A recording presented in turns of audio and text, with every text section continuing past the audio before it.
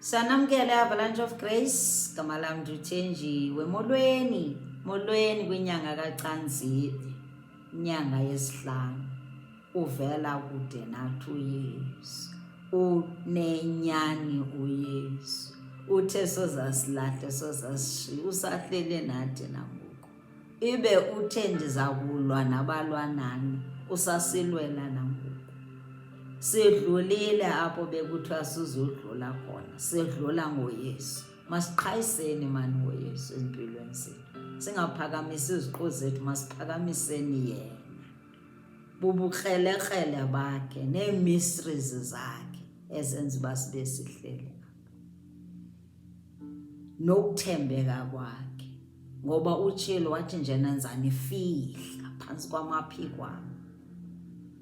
Asimbulele nangokuvuka kwelabafileyo uYesu.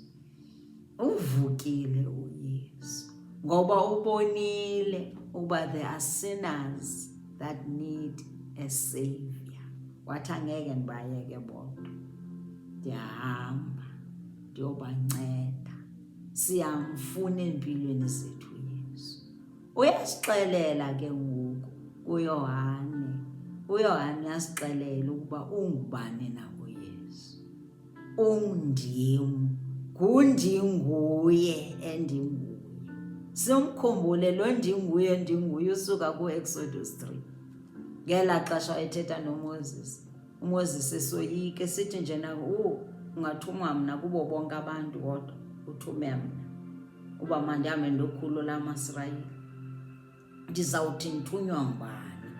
Esoyika uMoses. Andithi nathi siyoyika, kanti uYesu xa isibizile usibizile. Xa ukholwa uyabizwa. Ubulikholwa uyibhiliva uyakuyisa. Uthi ezohambisa iindaba zakhe ezilungileyo. Asisuke apho sithethe ngoYesu lo ondinguye ondinguye.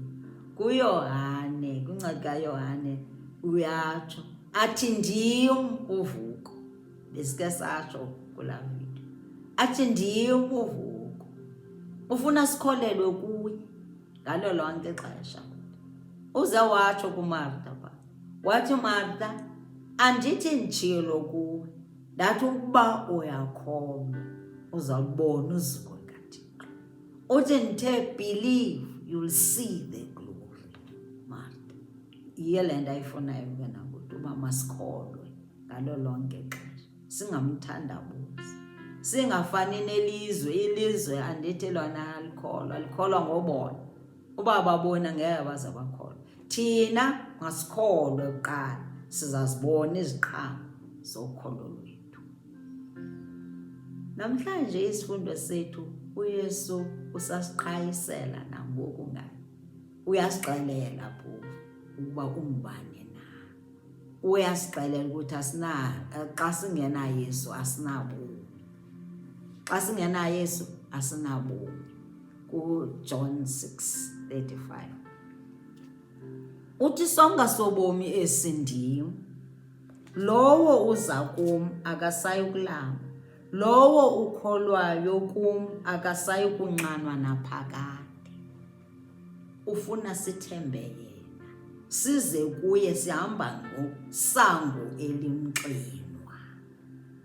Size kuye nemithwalo yethu azosinika ukuphumla. uYesu Kristu. Masimthembe. KuYohane 8 uthi ndim ukhanyiselo lwehlabathi. KuYohane 8 uthi ndim ukhanyiselo lwehlabathi. Lowo undilandelayo akasayi kuhamba ebumnyameni, yena uya kuba nalo ukhanyiso lobomi. Awuzuba semnyameni mawuhamba noYesu. Uyakukhupha ebumnyameni bokungazi, nobumnyameni kokwenza izinto angazithandiyo, bubumnyama obisono. Uzosikhupha ezonweni uYesu. Yiyo le nto evukile. Ucinge mna nawe. Masimlandele uYesu. uyesu masimmamele undinguye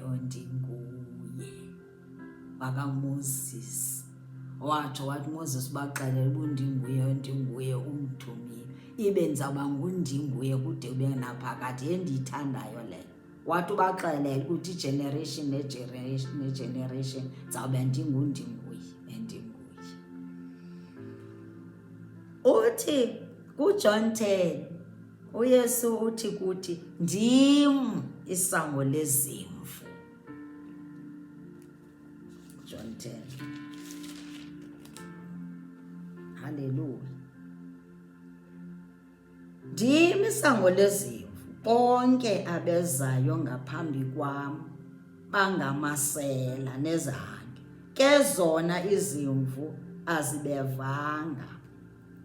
Ndim isango, ukuba umntu uthe wangena ngam wosindiswa, uya kungena ephuma afumane mna.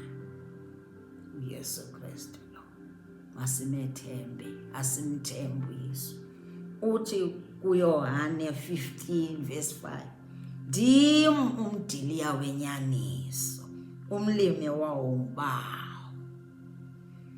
Asizihlanganise nomdiliya, ayikho into esingayenza ngaphandle komdiliya. Unasizihlanganise noYesu Kristu, ayikho into engekusoze uphume iziqhamo xa ungakhange wabe usondeze kuYesu Kristu. Amandla wafumana kuye.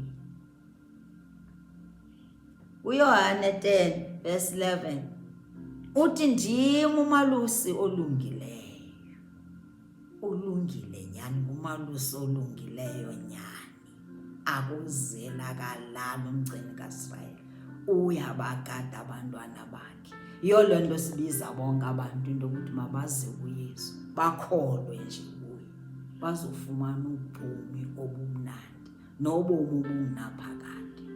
Alikho elinye isango ngaphandle kwakhe. Utshilo wathi ndim isango lezimvu. Xa ungene ngela sango elinguYesu uzayokufaka ubomi obunaphakade, soza kulahlekisa, soze uyazi idestiny yakho ebright xa ungena Yesu.